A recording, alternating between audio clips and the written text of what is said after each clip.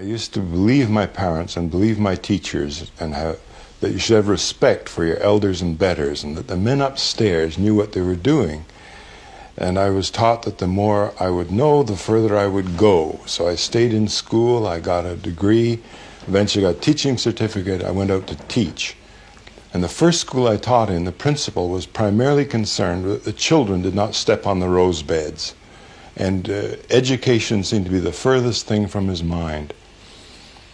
I saw teachers and administrators that seemed incompetent, and I started to question some of these ideas I had. And as I looked around me, I saw a sign on the door that said, "Emergency exit, authorized personnel only." I wondered who'd written that. But then later I saw another sign that said, "Emergency exit, not to be used under any circumstances." I went to a library looking for a book, and I noticed that all the books on pregnancy were stored on a shelf down by the floor. Probably the people that needed them most couldn't even see them. And then as I looked around, I saw that very often competent people, the competent individual, was promoted to something he couldn't do. I saw a competent mechanic where I used to take my car. He was terrific. He was very responsible, very precise, knew exactly what he was doing, so they made him foreman. Now he's no longer fixing cars, and he's trying to manage the other mechanics. And he's very incompetent. He doesn't do this well. He's really a competent mechanic and an incompetent foreman.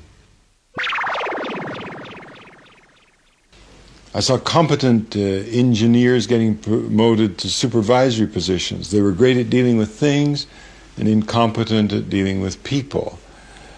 And over again I saw this phenomenon, and I called it the Peter Principle.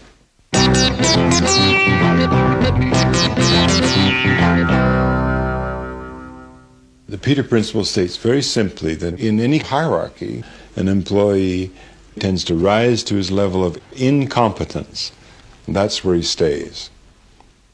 And one of the biggest problems in the United States, the problem that most psychiatrists are dealing with today, is a problem called the identity crisis, where people have lost themselves in the hierarchy.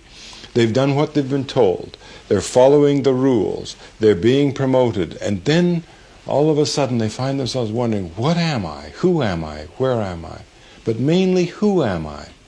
And they're lost in the process of being promoted and trying to conform to what the hierarchy expects.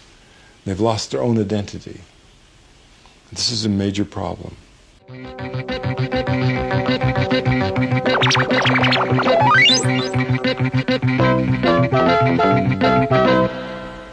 I think I'd like to make it clear that I'm not saying people shouldn't accept promotions. Some people should. Some people enjoy power, enjoy authority, enjoy responsibility, and others find it a burden.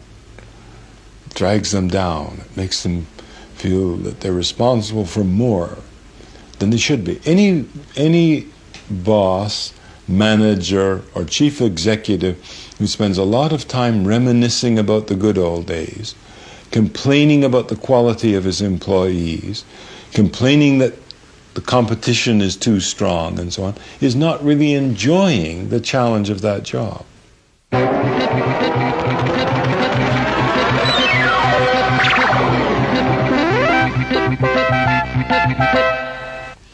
Should we go throughout life being conditioned to keep on accepting that next reward, to keep on running like a squirrel in a cage, to keep on striving for that carrot on the stick? Or should we use our ability to be rational and think about, where am I going? What is the purpose of my life? Is reward through promotion the reward for me?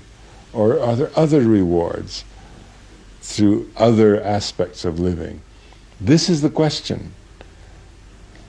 I can't answer for you. I try to answer it for myself.